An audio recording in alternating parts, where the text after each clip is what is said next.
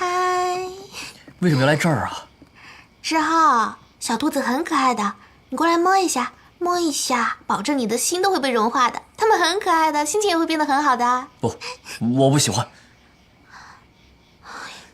小兔子跟刚才的小马比起来，不是更可爱吗？你摸一下，就用手摸一下，试试看。那也不摸。还有一个极端的方法，就是把他推入最崩溃的境地，让他无处可逃，只能面对。哎，你怎么把门关上了？哎，你别往这儿撒呀！志浩，如果你一直不面对，就永远不能修复心理上的问题。你再坚持一下好不好？快，把门打开！我要出去，我要出去！志浩，再坚持一下。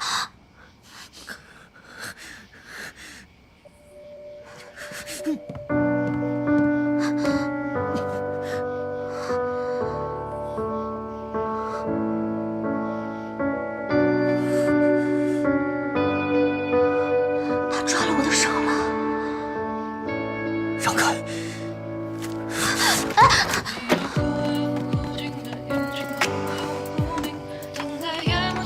你干的都是什么好事啊？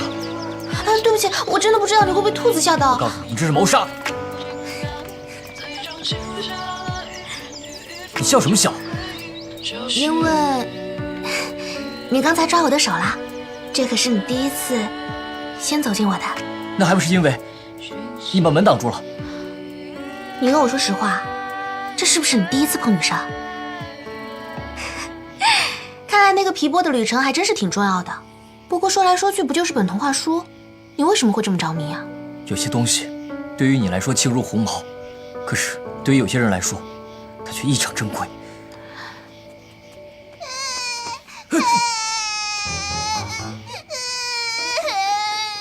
你怎么把小孩整过来了？不是，这小孩我也不认识，我怎么可能这么没有人性，利用小孩啊？那你不是特别有主意吗？那你赶快想想办法呀！我去广播找人，你先看着他。哎，你别走啊！我的天！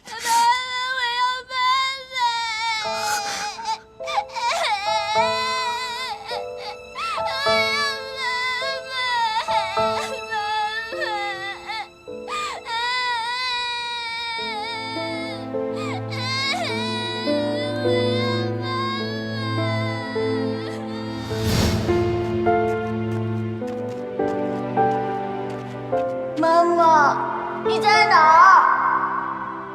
妈妈！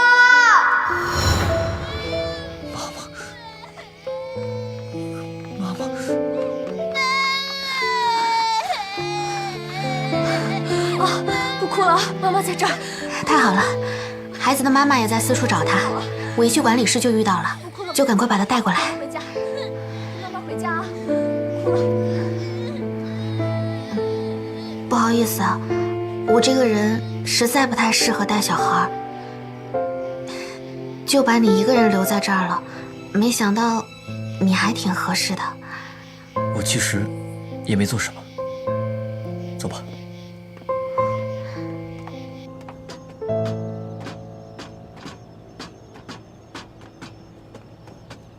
今天一天辛苦了，我回家就马上把剩下2张发给你。为什么要这么对我？像你这样的女孩，应该会有很多男孩排着队想和你约会才对。为什么要费尽心思一次次来见我？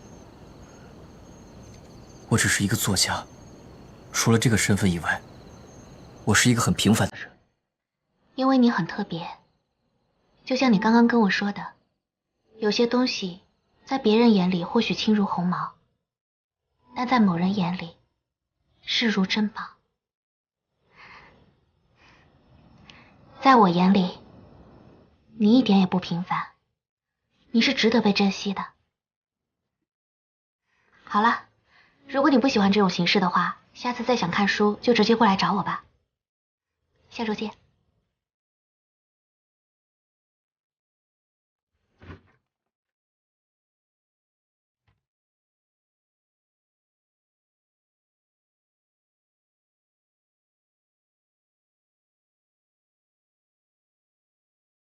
蝴蝶和口琴还有手鼓旅行了一段时间，后来遇见了正在哭泣的芝迪。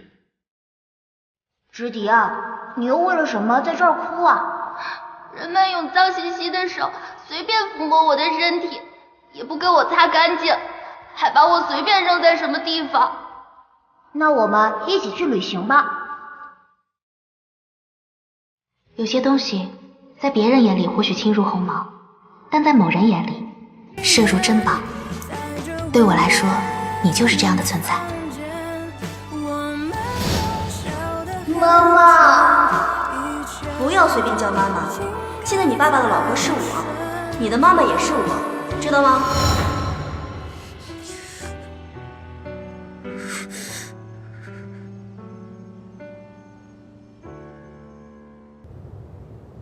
你说什么？谁让你自作主张的？为什么不听我的话？对不起，对不起，我错了，还不行吗？吓死我了！你还真是够狠的。我之前就跟你说过，这种把人推向绝境的洪水治疗法，是为了让你全面的去了解情况。如果不是专业的人士，普通人是绝对不可以对患者随便使用这一招的。我知道你跟我说过了，但是我只是想让他快点好而已嘛。可是越是这样，就应该越有耐心啊，要一步一步的慢慢来。因为如果弄不好，一旦触碰他心理创伤，这样只会让他对治疗产生排斥情绪。那你说的心理创伤指的是什么？带有强迫症的人群，有一部分是因为过去的某些事情受到了强烈的刺激，才引发的症状。那洁癖症是什么心理创伤引起的？这个就不清楚了。我之前就跟你说过，心理疾病的发病原因真的是因人而异。不过，根据你描述的这个人的情况，我觉得其实他的内心是被另外一个自我所占据的。那这个自我是什么，谁也不清楚。你要是真的想弄清楚，我觉得现在应该做的是把你们两个关系拉近。拉近。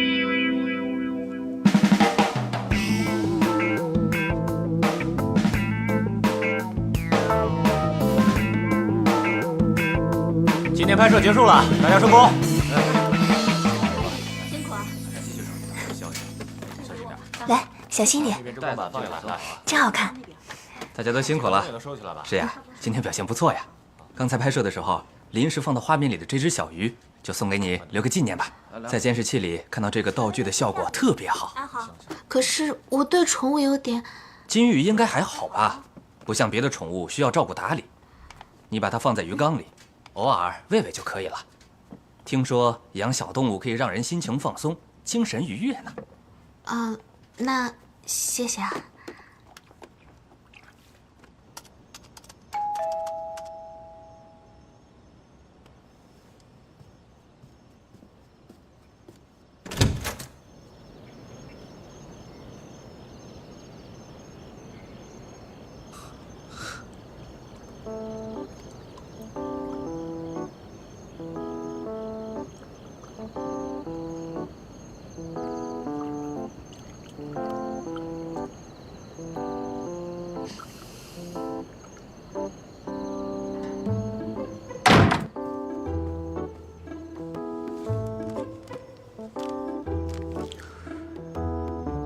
这是什么？我不是说了吗？送你的礼物。这个我不需要。你现在在家吗？我马上给你送过去。你别，我忙着呢，你千万别送过来。我跟你说，养宠物有利于精神健康，你可以试试看。可是我没养过这种东西啊。哎呀，就是条金鱼，你试试看，没关系的。你不要扔掉啊！我以后会考察的。哎，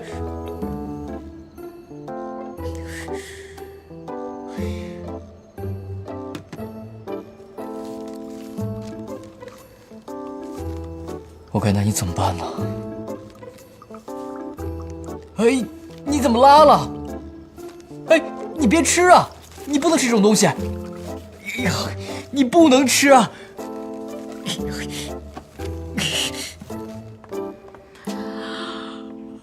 诗雅，既然前段时间大名鼎鼎的美妆公司 NL 招募代言人，你也知道，这种情况咱们公司的艺人都会争先恐后的去争取。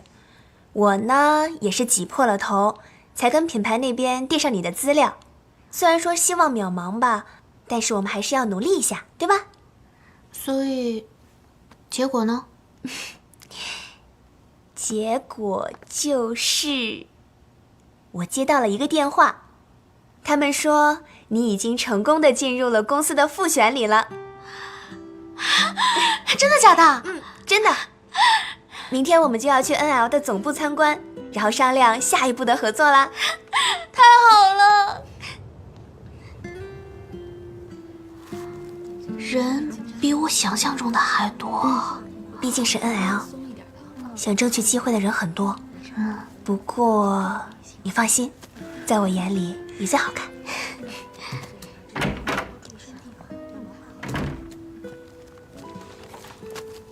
各位好，非常荣幸能够邀请各位来到 NL 公司，感谢大家百忙之中的到来。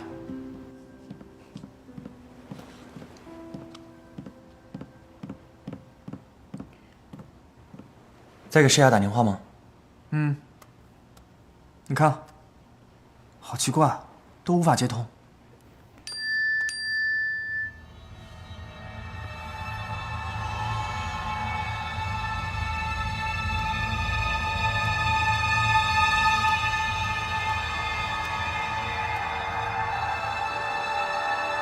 怎么了？辛宝，走吧，颁奖典礼马上开始了。帮我订张机票，我现在要回去。什么？今晚可是颁奖典礼，这么多组合，只有你一个人获得了特别奖，这样的机会不可以错过呀！我有更重要的事情，现在必须走。哎，辛巴，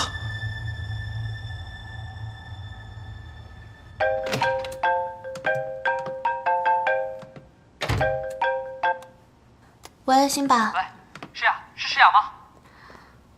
不是你打给我的电话吗？怎么还问是不是我？你今天去哪儿了？我狂打你电话都没人听，我还以为你失踪了呢。你就不能盼我点好是不是？黄色戒严令不是开玩笑，最近很多吸血鬼都失踪了。好，好，好，我知道了。你放心吧，我今天只是去一个公司没有信号，你好好巡演。那我挂了。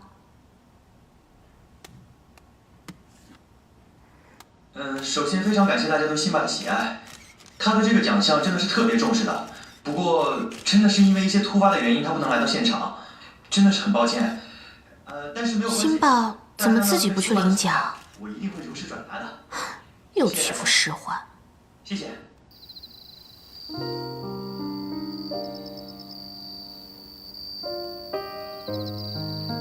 你平安就好。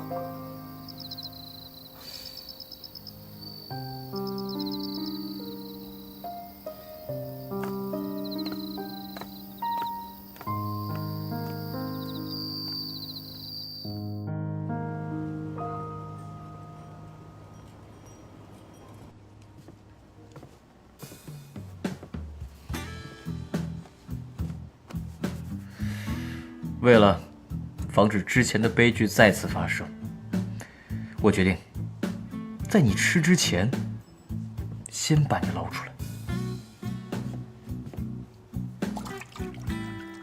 你说说你，吃完拉，拉完了吃，吃完了再吐，你怎么这么爱吃自己的排泄物呢？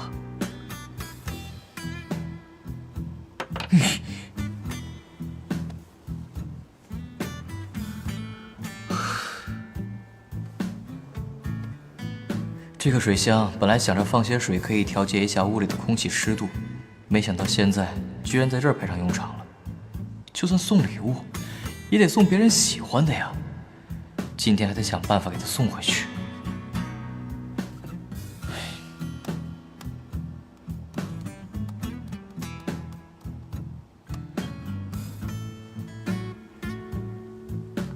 今天有拍摄，会很忙，小金鱼就拜托啦。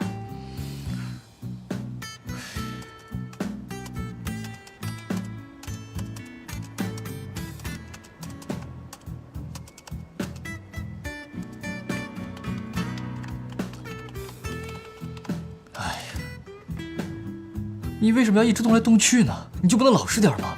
还说什么给我调节心情，明明就是给我增加负担。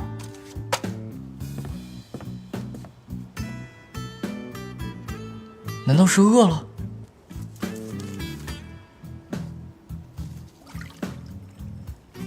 其实呢，我也不是不喜欢你，只是我这个人只能专注的做一件事情。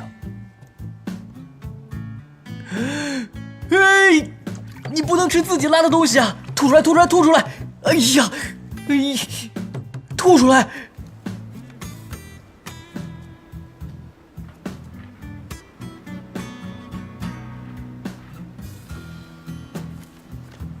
您好，78元，谢谢。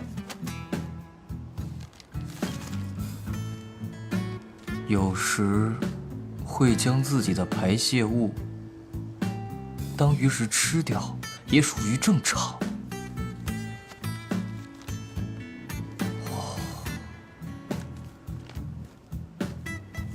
请注意，如果喂食过多，会导致腹胀，严重的还有可能致死。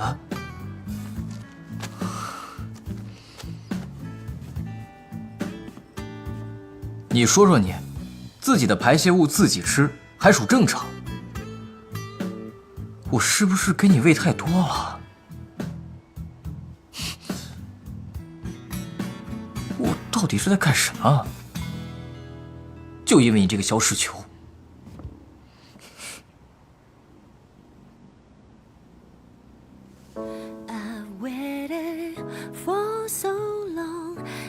你在想什么？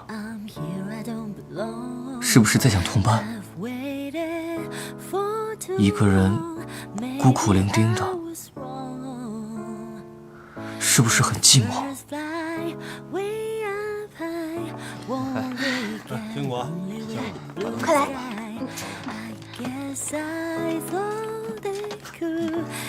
天总明天给你啊。累坏了吧？手机给你，谢谢。这家伙之前不是没有头像吗？现在竟然拿金鱼做头像，表面看起来很嫌弃，其实内心还是很喜欢的嘛。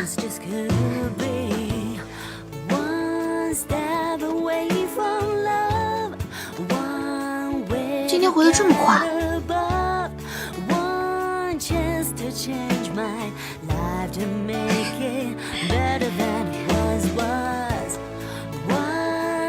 看来已经打得水深火热了。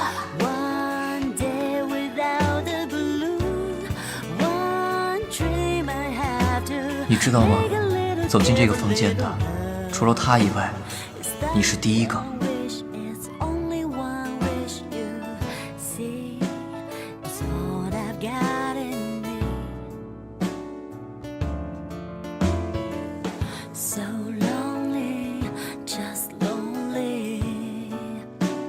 Somebody come love me, so lovely, just lovely, yeah.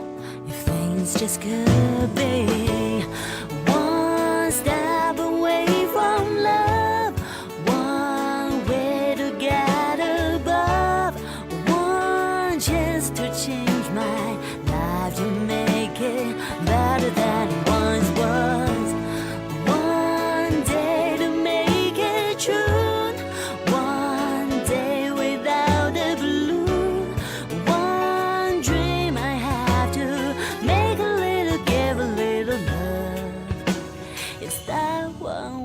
There's only one wish you see. It's all I've got in me. 你说大海？不会去太远的地方，只是散散心。上次去动物园的时候，确实觉得你太辛苦了，所以这一次不会为难你的。去也可以，不过要早点回家。怎么？你有安排啊？我得喂金鱼啊。没关系的，饿一天不会死的。不，我看书上写着，金鱼要一天喂2次，才能更好的成长。好，我会早一点让你回来，早上出去，傍晚就回来，这样你就不用担心了吧？为什么非要去海边？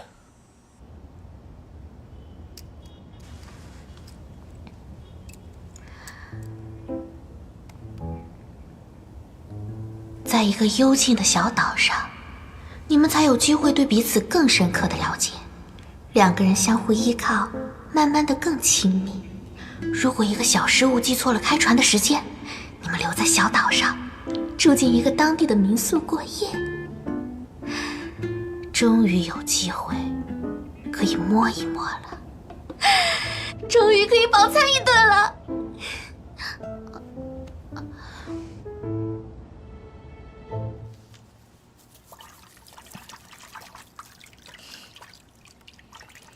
说去海边，也不知道到底干什么，还真没跟谁去过那么远的地方。不过，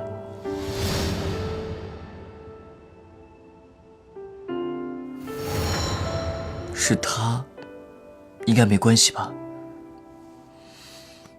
虽然跟他没见过几次面，但是感觉他应该是安全的。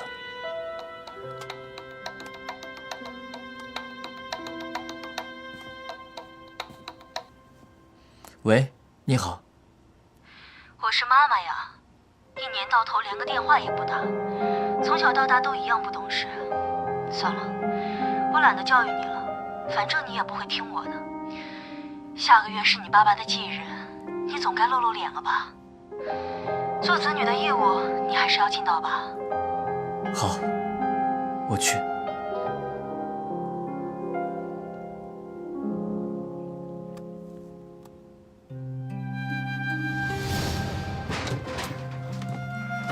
志浩，来，志浩，这是你的新妈妈。志浩，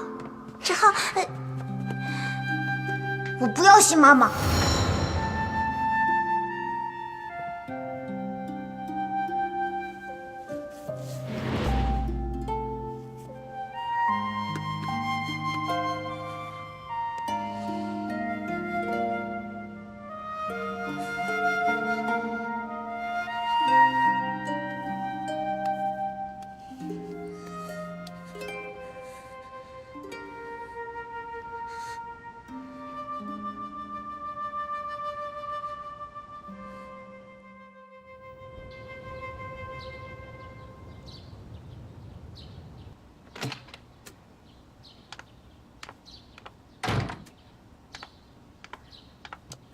志浩，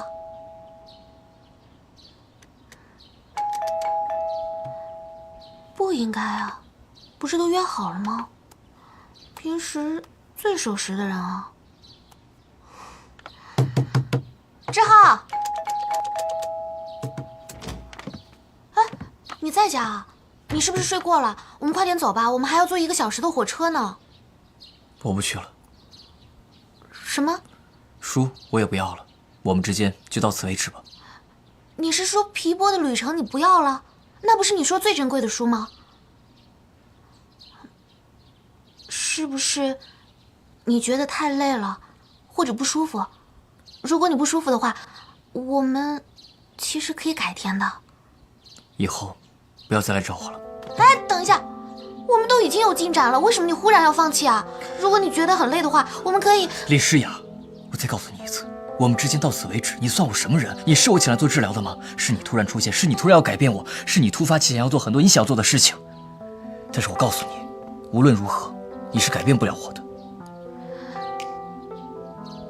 所以，就让我一个人吧，不要再管我了。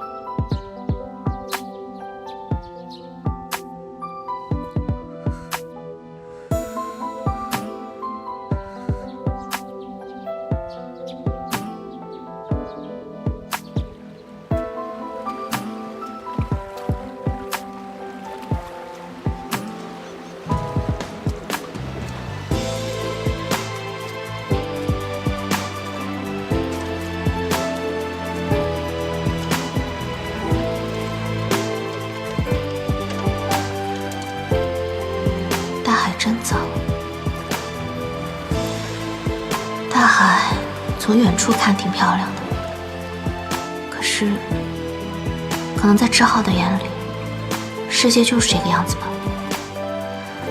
也许姐姐说的是对的，如果他自己没有改变的意愿，外人的努力又有什么用呢？世界这么大，说不定还有更好吃的猎物，所以，是时候该放弃了吗？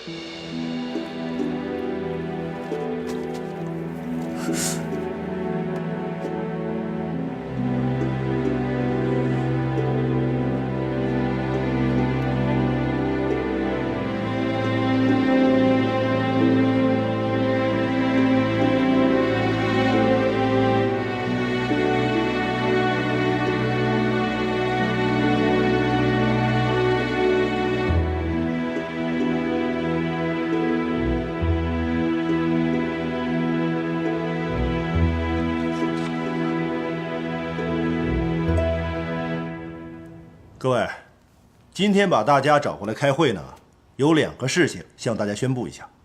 这第一件事情呢，现在这个 NL 公司新一季的产品代言选拔赛，我们公司有一位艺人入围了，那就是你带的李诗雅。真的吗？鼓掌啊！谢谢，我们一定会尽力争取到代言的。一定要更加努力啊！坐吧。第二件事就是，NL 公司的副总裁待会儿要跟大家见个面，啊。NL 公司一向大手笔，这次是要重新找代言人吗？是啊，要是能接下这个代言，以后身价可就完全不一样了。诸位，这位就是 NL 公司副总裁于先生，大家欢迎。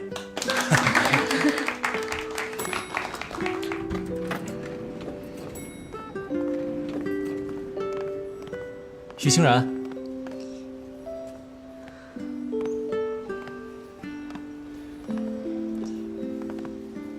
果然是你，好久不见。好久不见。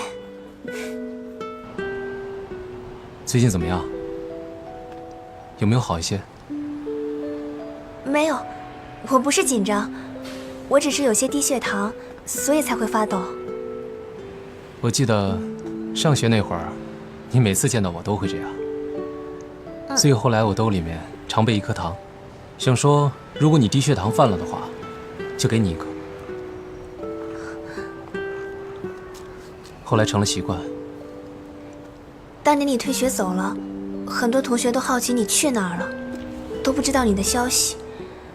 还有传言说你已经死了。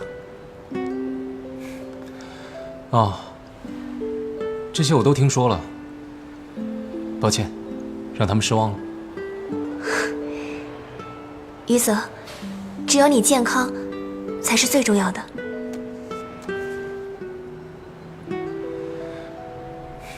我很健康，放心吧。那就好。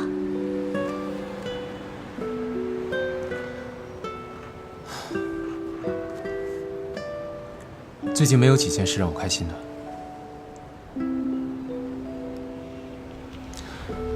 不过见到你，我挺开心的。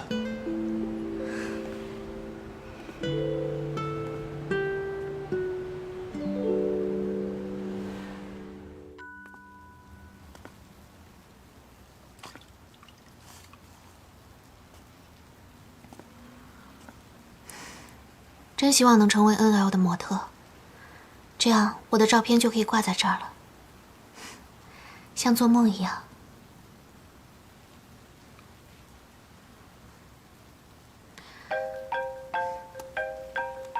炸鸡？喂，对不起，小金鱼死掉了。志浩，志浩，你开门呐！志浩，你没事吧？对不起。没关系，你没事就好。我带你出去走走行吗？喝一杯吧。我不喝酒。只喝一杯没关系的，出了事我负责。这个时候最适合的就是喝酒。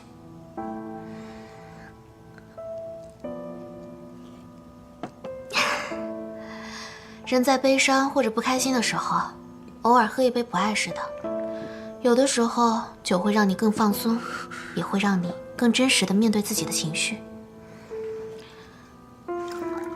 我知道你很在意那条金鱼，我也相信那条金鱼跟你在一起的时候，一定是最幸福的时候。啊，志浩，志浩，你没事吧？喂，你有没有磕到头啊？刚才我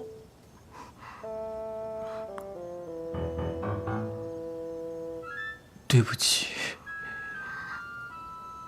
小金鱼。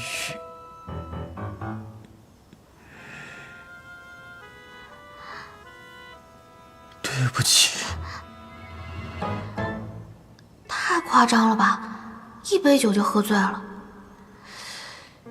这简直是不劳而获呀！醉酒了毫无防备，我刚刚碰他，他也没有拒绝，那么现在是不是可以大大方方的摸他了？为什么？为什么都要离开我？妈妈也是，爸爸也是，皮皮的旅程是我妈妈的作品。我的妈妈是位童话作家。小时候，我总喜欢坐在妈妈身边，听她给我读童话。那个时候的我最幸福。就在我8岁那年，父母突然离婚，妈妈也离开了这个家，把我留给了爸爸抚养。我每天都在等着妈妈回来，想让她给我念童话书。你知道你妈妈为什么不回来吗？因为你太懒太脏了。像你这样脏兮兮的孩子，谁愿意待在你身边啊？你看你妈不要你了吧？从那时候起，我每天都要洗很多次手。我想，如果自己足够干净的话，或许妈妈就会回来。所以每次继母那么说我就会一次比一次更努力地清洗自己，打扫房间。我怕自己会染上细菌，所以从来不和同学们接触。就这样，我没有朋友。在我小学毕业那年，我爸爸因病去世了。爸爸的手是最后给我温暖的，可我还是控制不住的要洗干净。我憎恨我这样的人，我不想要这样的生活。无法拥抱的恋人啊。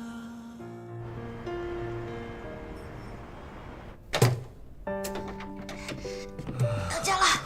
我到家了。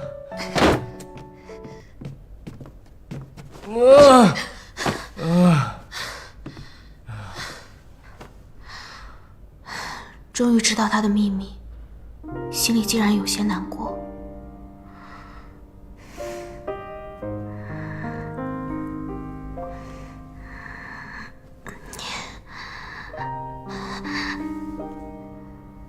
不行，再怎么饿也不能乘人之危啊。可是，如果错过了这次机会，下次可就不知道是什么时候了。所以，就这么5秒，不，10秒，10秒吧。志豪，对不起了。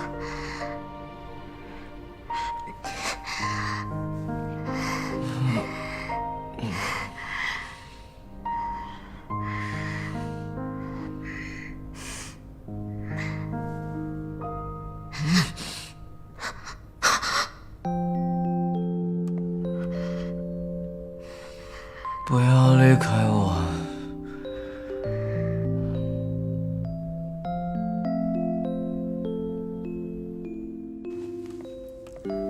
清然啊，你这是第一次做心理咨询吗？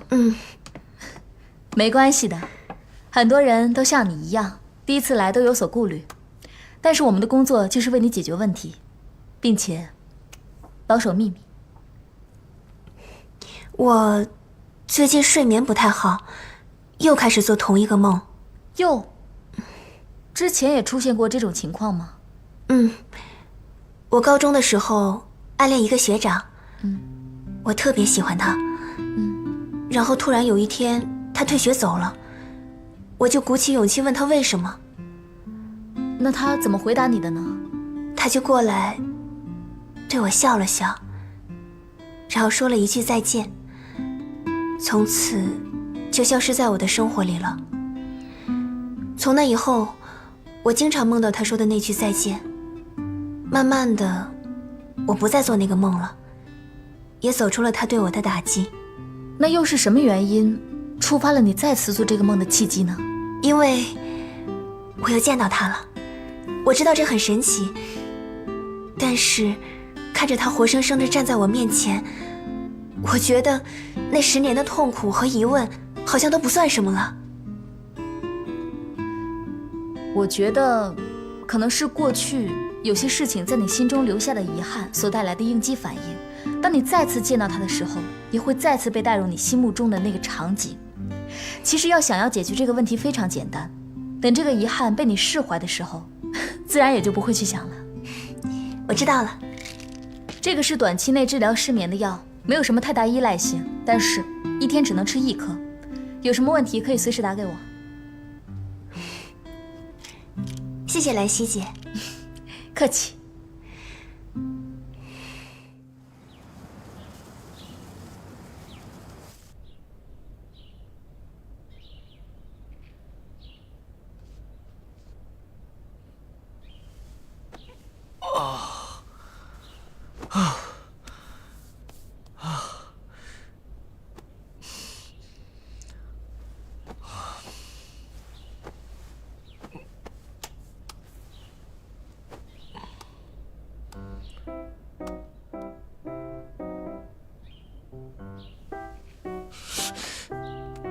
昨晚很尽兴。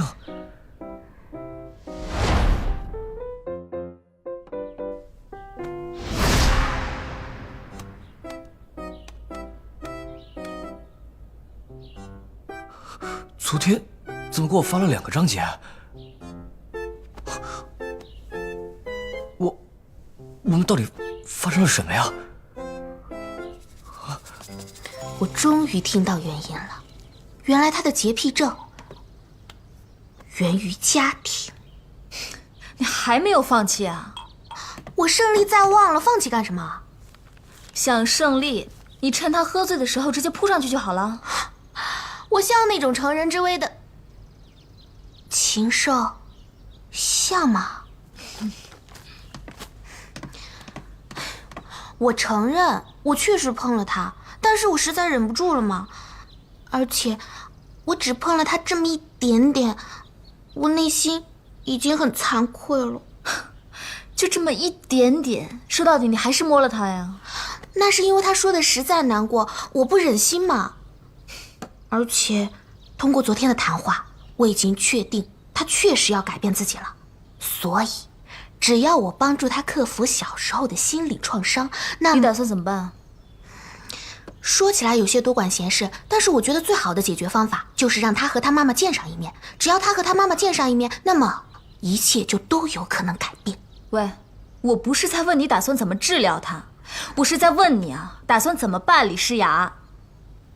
我对啊，边吃边恋爱吗？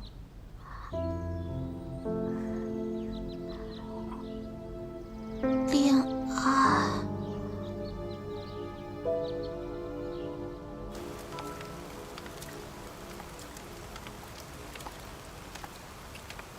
看来我还真的没有想过，治好他的洁癖症之后应该怎么做。迄今为止，一直都是别人先走近我竟然还不着边际的想着，只要治好他的病，便可以触摸他。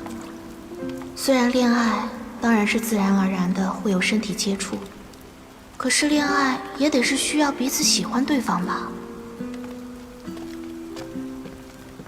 志浩，感觉怎么样？舒服点了吗？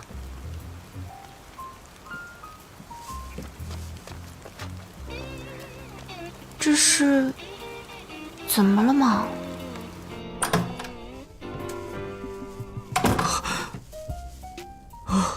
吓死了！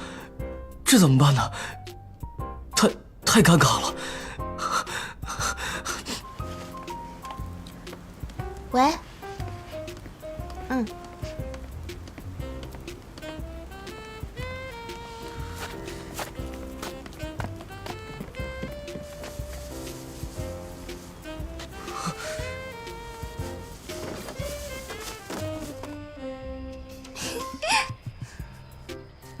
呀。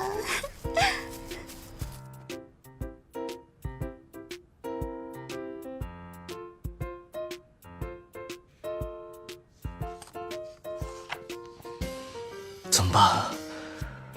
我怎么才能不碰到他？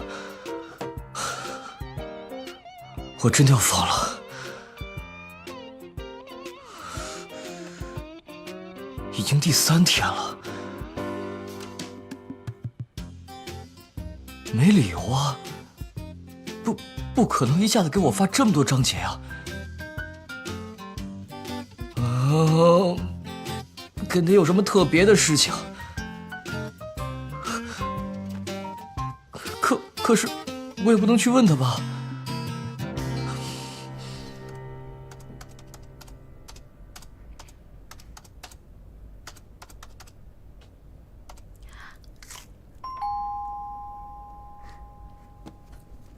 谁啊？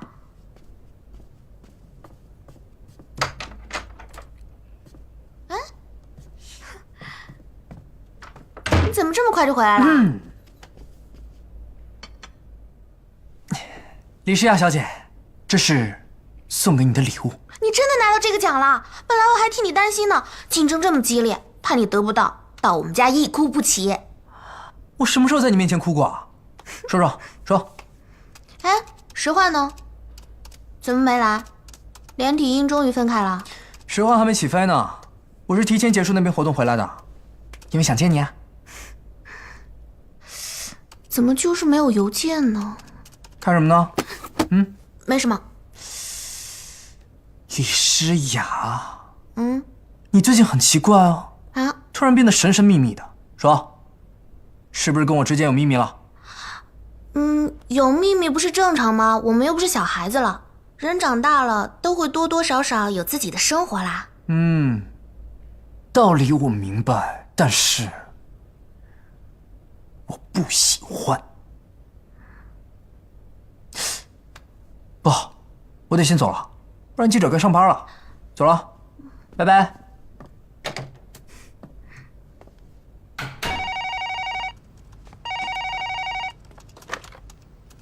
喂，您好。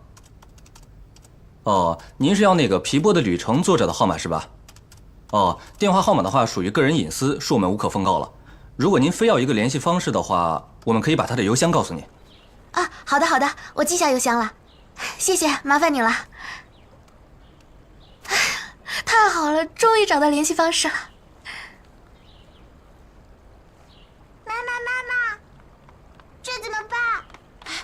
哎呀，宝贝，你怎么那么……炸鸡小时候和妈妈在一起，说了，冰淇淋肯定也是像她这样幸福快乐吧？知道。好像认识了这么久，还没见过她笑。其实想一想，我的生活从来都是热闹的，从来没有经历过他那种孤独。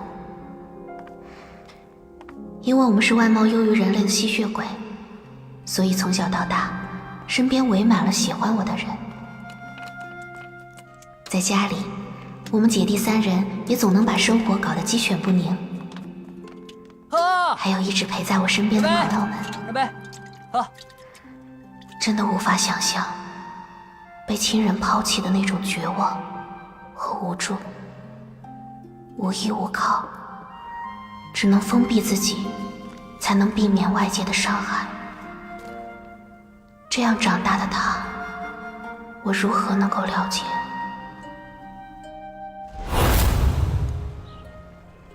难道炸鸡不去找他妈妈，是因为害怕？害怕被拒绝？你想什么呢？你怎么可能对猎物有同情呢？知道的越多，越是下不了手，我图什么呀？越想越饿。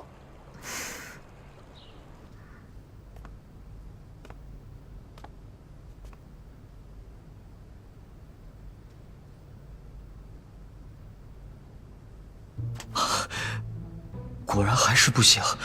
来问他那天晚上喝醉酒后到底发生了什么，还是太奇怪了。打电话吧，或者发信息。你好，你找我啊？在我家门口，应该就是找我有事吧？不是？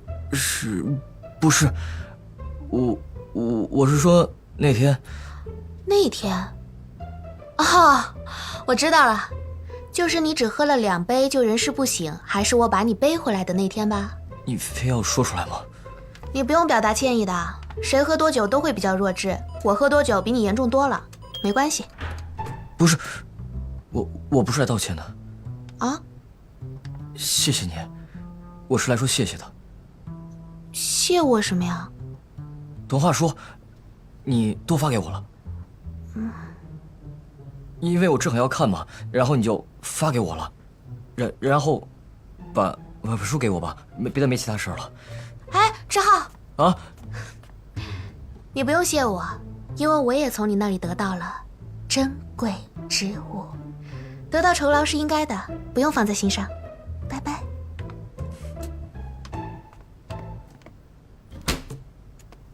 贵重之物？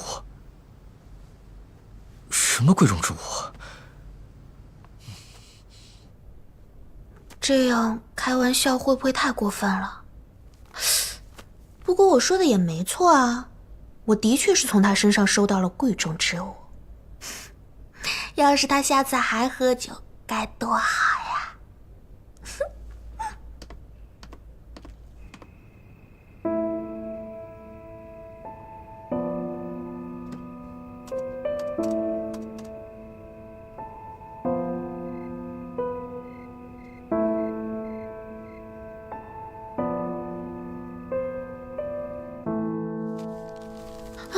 没回邮件，已读回执我明明已经收到了，他怎么还是不回信息啊？不回你消息不是很简单吗？这很明显不想见面。怎么可能？那是他的小孩，他怎么可能不想见？大人也有他们自己的理由啊。一旦决定离婚呢，就证明他们夫妻之间是有问题的，之后抛弃自己的孩子不出现不联络，这其中肯定是有隐情的。可是无论如何孩子都是无辜的，就这样被妈妈抛弃的话，我还是想让他们母子见上一面。你不要干涉太多，反正是别人的事。哎呀，你不要太无情好不好？你知不知道我走到这一步有多不容易啊？可是原本你不就是把他当作猎物来接近的吗？你何必要这么执着？想要改变一个人的人生，绝非简单之事，是要付出很大的努力和代价的。我不是小孩子了，我不会放弃的，等我证明给你看。那我先走了。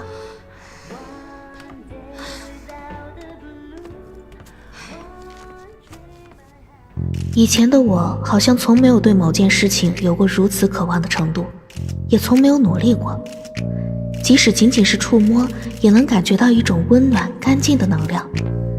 所以我不会放弃，我一定会得到炸鸡，不择手段。好，各位辛苦了，辛苦。辛苦了，你管了。辛苦啦。来，东西搬到这边。来，好的，好的。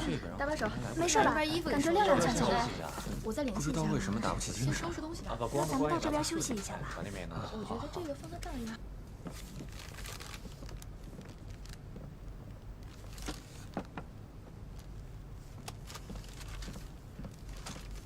回复我了。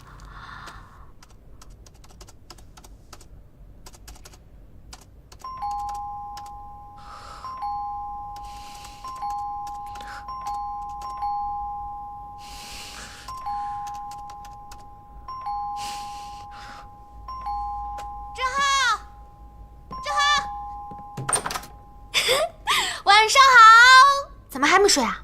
你怎么不联系一下就？周日我带你去个地方，下午3点。周日？童话书不是还有一点没发完吗？我到时候带你去个地方，给你个惊喜。什么惊喜啊？反正我又不会吃了你，到时候见，拜拜，到时候见。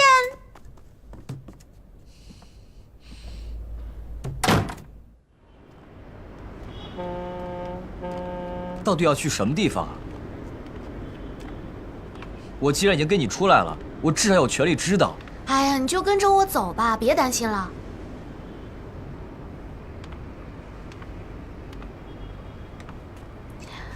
我带你去个好地方。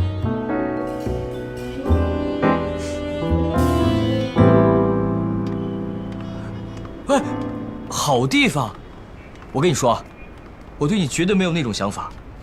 而且那天晚上，我真的不知道我对你做了些什么。可是，到了，就是那儿。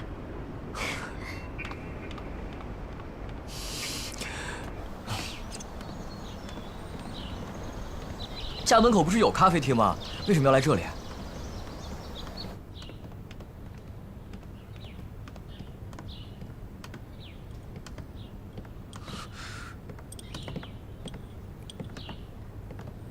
你知道的，我不喜欢见陌生人。在那儿。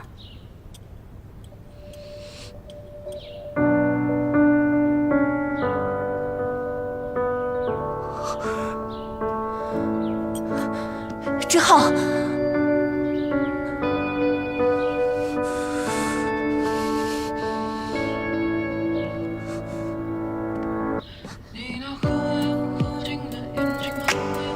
志浩，志浩！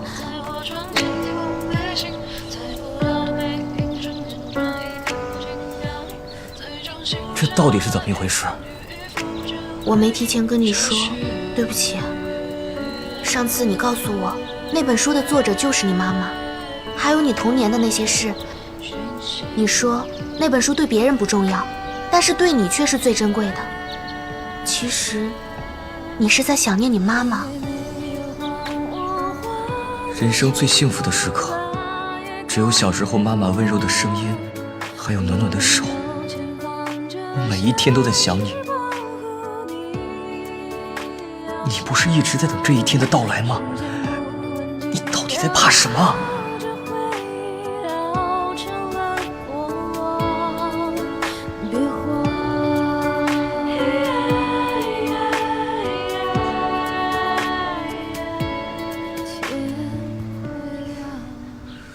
是啊，小姐。是。我想单独跟志浩说2句话，可不可以？可以，可以。那二位先聊，我就出去了。我先走了。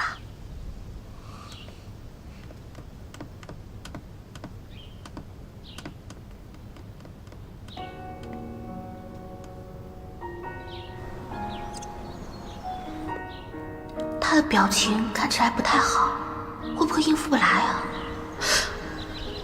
难道是我瞎操心吗？难道炸鸡只是想看他妈妈写的书，仅此而已，根本没想见面？时间过得真快，转眼间，我的小志浩长大了，看起来志浩过得还不错。您觉得我过得不错？在您的眼里，我真的过得不错吗？我有多痛苦，您知道吗？为什么当时悄无声息的就离开我？我不是想抛弃你，志豪。妈妈那时候离开，真的是种解脱。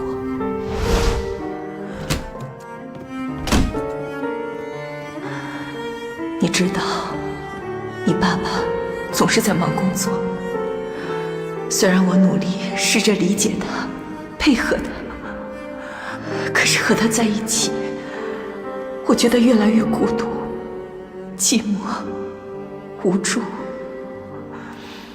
不知从何时开始，就连看到你都痛苦不堪。我害怕自己忍不住会把这种怨转移到你身上。那种痛苦让我不得不选择离开。从那之后，我就一直活在内疚里，想起来总是很后悔。但是我也知道，已经没办法挽回。那你当年为什么没来找我？我不能去找你。为什么？我想了很多。我既然已经放了手，我有什么资格做你的母亲？今天我来的时候，还在想该不该来。后来我想到了他的话，这才鼓起勇气过来的。他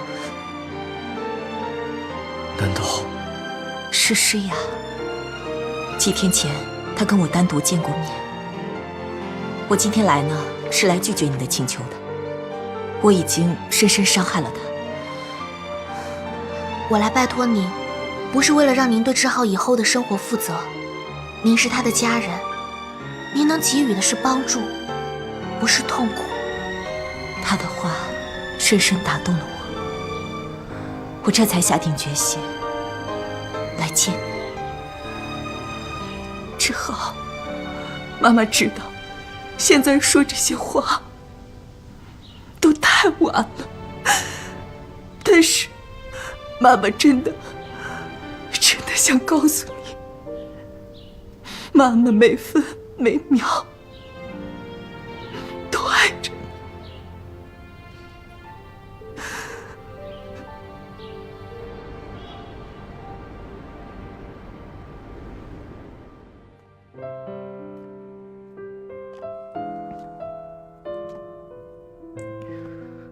我总认为自己不讨人喜欢，就连身边的人也许都会离我而去，他们绝不会喜欢我这种人。即使听到表白，我也无任何感觉，只因不讨人喜欢，所以也不知道该如何去爱，渐渐孤独一人。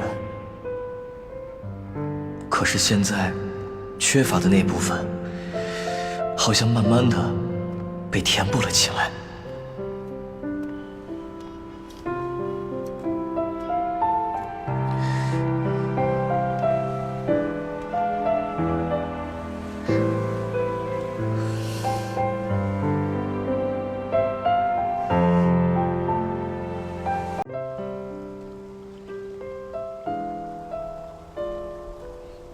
志浩，你没事吧？你怎么这么爱多管闲事啊？对不起，是我太自作主张了。我以为你见到你妈妈就能治好你的病。她说了什么伤害你的话吗？没有，就是说了一些让我觉得很惊讶的话。对了，你和诗雅是什么关系啊？只是邻居。诗雅是个好孩子，我问她你们关系的时候，她犹犹豫豫的说什么喜欢你。遇到愿意真心对你的人，要懂得珍惜。到底是什么让你惊讶的话呀？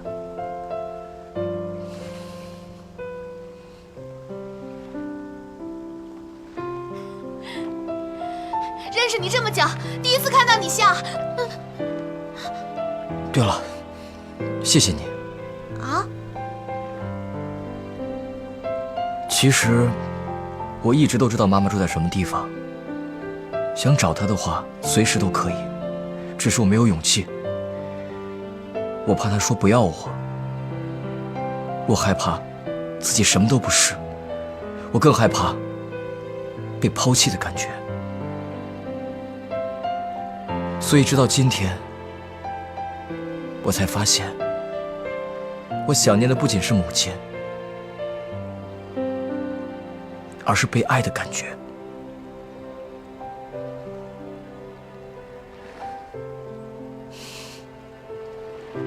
所以，谢谢你。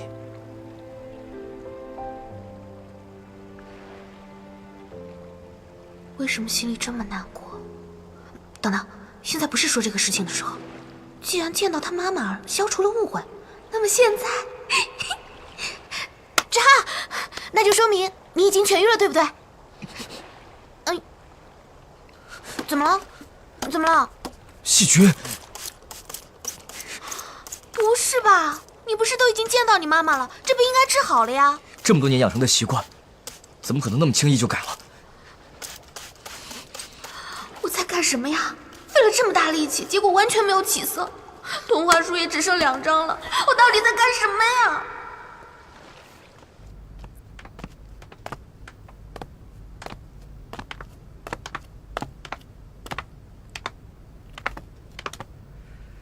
今天真的很感谢你，一直以来我都太安于现状了，多亏了你，所以我也想做一些改变。那个童话书我不会还给你的。什么？我说童话书我不会还给你的，绝对不会。不是，你为什么突然说这个？为什么这样说我也不知道，总之我不会还给你的，以后再说吧。